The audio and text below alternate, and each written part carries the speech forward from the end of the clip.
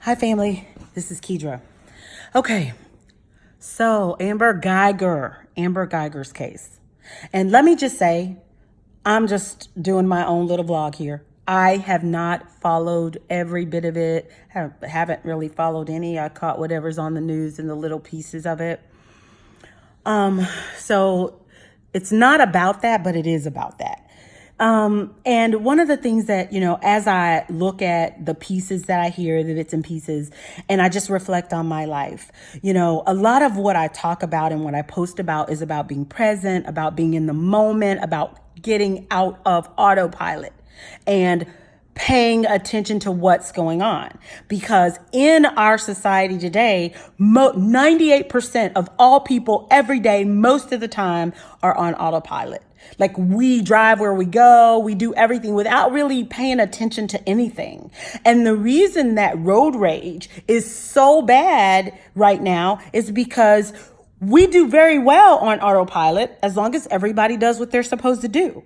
But when someone jumps over in front of you, or they're not supposed to turn there, but they turn anyway, or things like that, it interrupts our autopilot. So whereas we could just drive home and never notice anything, like won't even notice what we're passing, won't notice stoplights, stop signs. You're stopping, but you don't even notice you're stopping. You can be on the phone the entire time and never paying attention until someone does something they're not supposed to do. And then it interrupts that and brings you back to the present. And most of the time we're pissed the F off when that happens because we want to stay in autopilot. That's where we're comfortable. And so with that, I don't want to preach about it, but I think about this whole case and what's going on. And I know, just speaking for me, I have left my office before many years ago. And I have like numerous examples of the same kind of thing. But I remember specific one time I left my office. I was headed out through the parking garage, got off on a floor, the wrong floor, went to where I thought I parked, the area that I normally park in. My expedition was there, walked up, got in the car, sat down, put the key on, set everything down, ready to go. Now, when I got in the car, I was like, something's different. I forgot to lock my door. I remember thinking that. But anyway, went ahead, put the key in, turned, ignition wouldn't work. And I'm like, what? So I'm trying everything. And then how you start turning the steering wheel? Because I thought, okay, the steering wheel's locked. So let me adjust the lock so I can get the car to start. Car would not start. Steering wheel wouldn't adjust. I'm like, what the? And then right as I'm picking up my phone to get ready to call, for help, because I'm like, okay, the car's gonna have to be towed. Something's wrong. When I go to get the phone is when it interrupts me, and I notice the inside of this car is cream, taupe, or beige or whatever. The inside of my car was gray. I was like, oh shit, I am in somebody's damn car. So I jump out of the car, close the door, and walk like, oh God, and go up to the right floor, get in my car, and leave. Luckily, no one's injured. Nothing happened. They probably never knew I had ever been in their car, but those things happen. So I know that now, and I'm not saying it's okay. I'm just saying it happens. Shit, it happens. But what is really getting me, like with this case is, or with what happened, it's not even, I don't want to say the case, but with what happened is, you went to the wrong floor, got it. Went to the wrong place, got it. Not paying attention, sexting, mind on whatever, got it. Door, whatever happens, you go through the door not realizing it's not your apartment, still got it. And I get that moment where you realize the interior is cream and not gray happened after you shot somebody. Not because you were fixing to call for help, not because you were going to run out and run away, but because you shot somebody. And yeah, that'll do it. That'll snap you out of autopilot and into presence. And that's a moment, but that's too late. That's too late. And then I go, and so I'm trying to, in my head, get to how did that happen? I'm licensed to carry. I got robbed in November of 2016. I felt the person who robbed me, I'm going to call him the robber today, but he was a young black male. He was probably 19 or 20 years old. When he approached me, it was so silent that he scared me from the back. And I turned around and I said, "Oh, you scared me." And he said, "Oh, I'm so sorry, ma'am. I didn't mean to do that, ma'am. How's your holiday, ma'am?"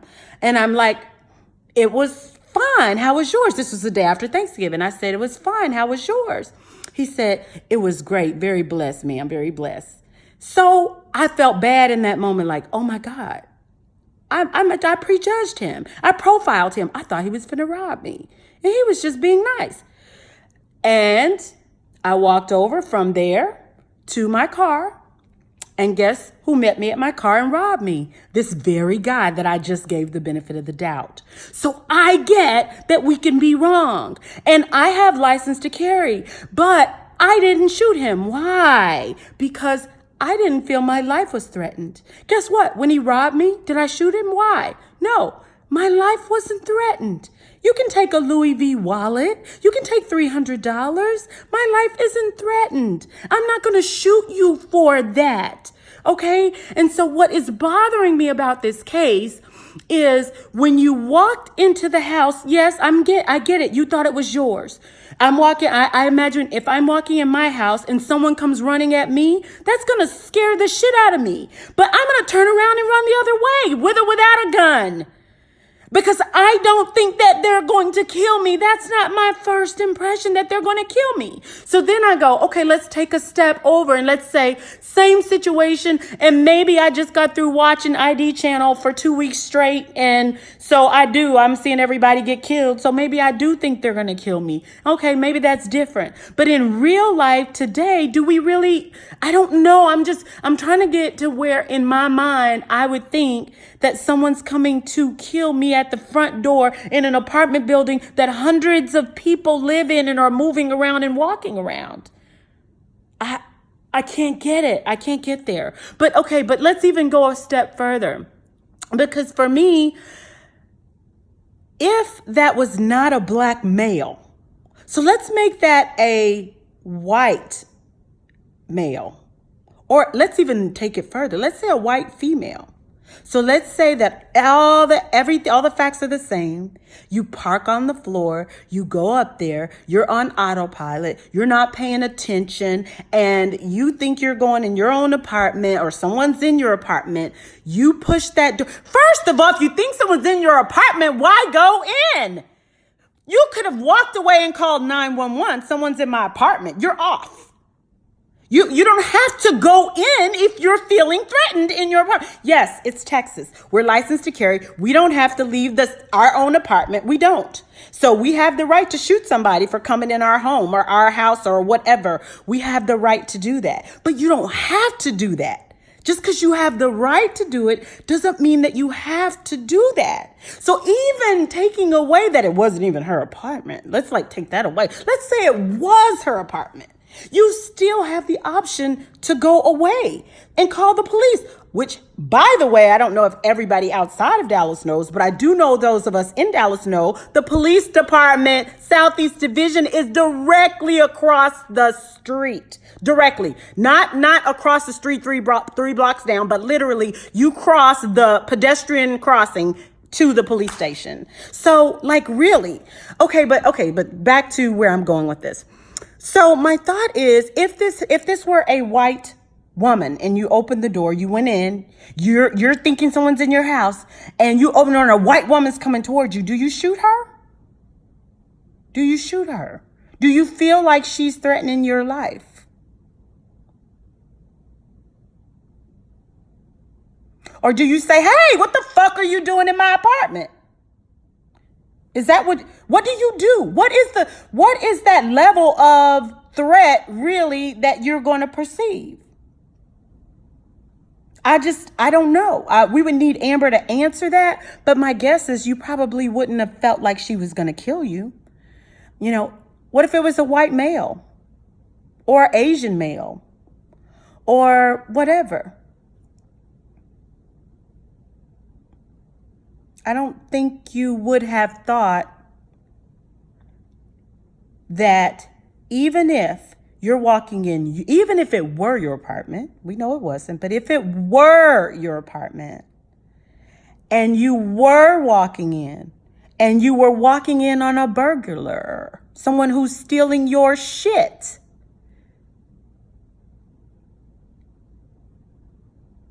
and they started running towards you. There's one way in and one way out. He can't go out the back door. Even if it was your apartment and you walked in on a burglar on a whatever night it was at 11 ain't even late enough for a burglar to be in your apartment in a building that occupied. Like, that's totally ridiculous anyway. Like, it's totally ridiculous. Totally. I've been sitting with this all week and I'm going back and forth because remember, I do life coaching sessions on being mindful and being present and how we are operating on autopilot. So 100% I get where she was. 100% I get she thought it was her place. I get all of that. And the reason I've sat with this so long and the struggle is because there's a missing element that I couldn't get. Like, I couldn't sit at peace with. And I know it wasn't simply that it was because it was a black male that she shot. It wasn't that. That's a fucking problem. Don't get it twisted. But it wasn't that I couldn't sit with. It was something else. And I think that something else is the fact that the reaction to this perceived burglar who would have been trying to leave the house is actually what would have been. If it were her house and he was coming towards the door, he's trying to leave. So do you shoot him trying to leave? Because what? He took what? Like, it just doesn't make sense. No matter what, it doesn't make sense. It doesn't make sense. So what is the crime? What is the crime? Is it murder? You murdered someone. You killed someone. You intentionally took a life because you didn't have to do that. I could have intentionally taken a life for someone taking my wallet and scaring the shit out of me. But actually what would have made me more upset, or what did make me more upset in that situation, wasn't even anything they took from me when they robbed me. It was the anger, that the profiling that we don't want to happen with our young black males. I did not do. I did initially because I did get scared, but I don't even think that was profiling. I think my intuition told me this asshole was finna rob me, but I second guessed and then I got robbed. So at the end of the day, I was mad because I didn't listen to my gut. And then I was mad at this mother because he sat up and proved right what all of these people who are profiling think is right. Like, you dumb fuck is how I felt. But I was angry because of that. I was angry because we're trying to stop the profiling and y'all assholes up here facilitating it and making it right and making it true. And then on top of all that, if you was gonna rob somebody, why you pick me? Why me? Like, you. Well, okay, I ain't even gonna go there because then I might lose a lot of viewers. But you shouldn't be robbing nobody. But why me? Like, why did you, why did you pick me? Yeah, that pisses me off. If I ever see him, I'm gonna whoop his butt. I was mad. But anyway, yeah, so we're gonna have to see what's gonna happen with this trial and how this is gonna go. I don't know. I don't know the right answer. I do know that the wrong things were done after, from what I'm seeing and the information I'm getting. The right things that should have been done, that would have showed good and faithful intent after after I realize I have fucked up, I want to fix this. I want to make this right. And whatever it costs me, I don't care because I have royally, like literally handcuffed me right now. Whatever, just do with me what you will. That wasn't the attitude, even though I did see a little bit of what the excerpt they showed on her testimony today, which kind of sounded like that. I wish he had the gun. I wish he had shot me. It kind of sounded like that. But I think, when you get down to after coaching and all that, it's a little tricky. Had that been the 911 call, then that would be a little bit more believable for me. But anyway, with all that being said, I don't know what should happen here. I don't know. I know if that was my baby, though. I know if that was my baby, I would want your ass to burn. I don't care what the reason. I don't care what the thought. I don't care about a life coach, Kedra Flowers, and her stupid ass theories. I don't care if that was my baby. Enough said. So with that, when my heart calls for it, I'll give another video. But until then, let's just keep watching, keep paying attention, keep our eyes open. And let's, if nothing else from this, let us learn to be present, be in the moment, like pay attention to what's going on. Focus on the things that are important. And just stay woke. All right. Love y'all. Have a good and happy Friday and weekend. Bye-bye.